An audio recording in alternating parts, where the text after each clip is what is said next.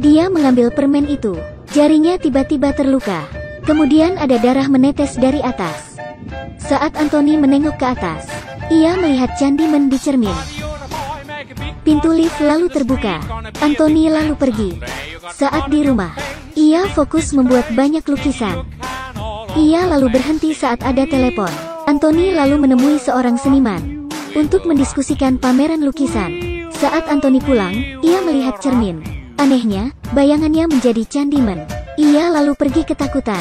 Setelah itu, seniman itu mati dibunuh Candyman. Saat mendalami catatan Helen, Anthony semakin bingung. Ia lalu menemui Burke lagi. Burke mengatakan, Candyman tidak sendirian. Ia adalah simbol ketertindasan kulit hitam. Burke lalu bercerita tentang Candyman pertama.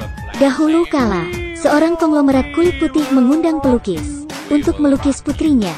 Mereka lalu jatuh cinta setelah sekian lama. Putri konglomerat itu lalu hamil. Karena saat itu rasisme kulit hitam masih kuat, konglomerat itu berniat membunuh si pelukis. Warga lalu memburu si pelukis.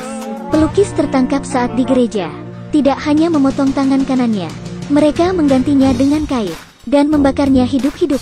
Pelukis itu mati membawa dendam. Jiwanya lalu bergentayangan dan merasuki seorang kulit hitam untuk menuntaskan dendamnya. Ternyata Burke menyaksikan kejadian itu saat Sherman dibunuh para polisi. Sejak itu dia membenci orang kulit putih dan menjadi pengikut Candyman. Dia menunggu reinkarnasi Candyman muncul, dan Anthony adalah orangnya. Para gadis ini kelewatan. Mereka memanggil Candyman di kamar mandi.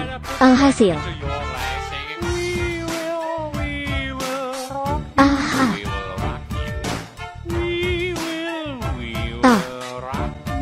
semua itu berawal dari Anthony yang memanggil Candyman.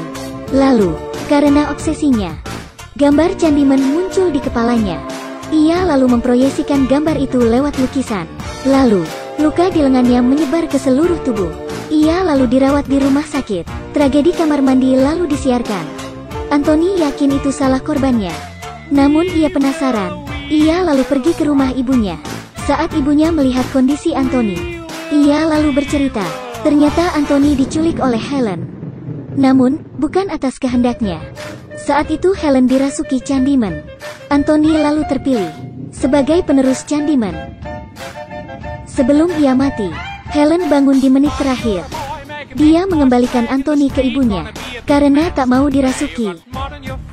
Ia memilih mati dengan terjun ke kobaran api. Setelah mendengar cerita itu, Anthony pergi ke kawasan di mana Candyman tinggal. Pada saat yang sama, Brianna datang ke Binatu Burke. Ia lalu menemukan topi Anthony. Setelah berusaha mencari Anthony, ia pergi. Tapi ternyata pintunya terkunci. Tiba-tiba Burke muncul dan menculik Brianna.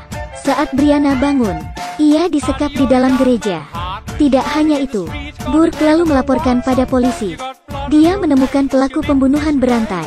Anthony juga diikat Burke. Burke lalu memberitahu Brianna. Dia hanya ingin memanfaatkan Candyman atas dendam pribadinya. Setelah itu, ia memotong lengan Anthony dan memasang kait. Untungnya, Brianna berhasil melarikan diri karena Burke ingin memfitnah Brianna sebagai pembunuh berantai. Ia mengejar Brianna sampai dapat, tapi Burke dibunuh oleh Brianna.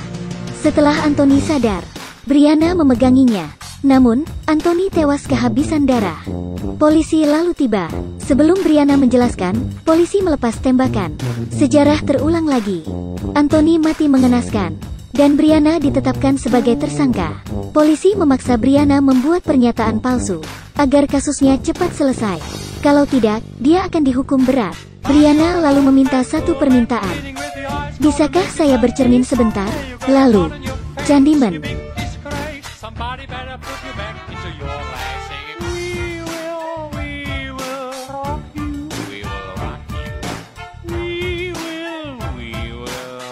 Setelah Candyman membunuh semua polisi, Brianna lalu sadar.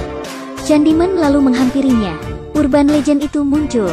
Setelah sekian lama menghilang, ia menginginkan balas dendam yang diakibatkan oleh segregasi kulit putih. Jika saja tidak ada rasisme, mungkin Candyman tak akan pernah ada. Maka dari itu, kita tidak boleh rasis dan saling menghormati antar ras. Sekian video kali ini. Jangan lupa like, follow dan share. Sampai jumpa di video selanjutnya.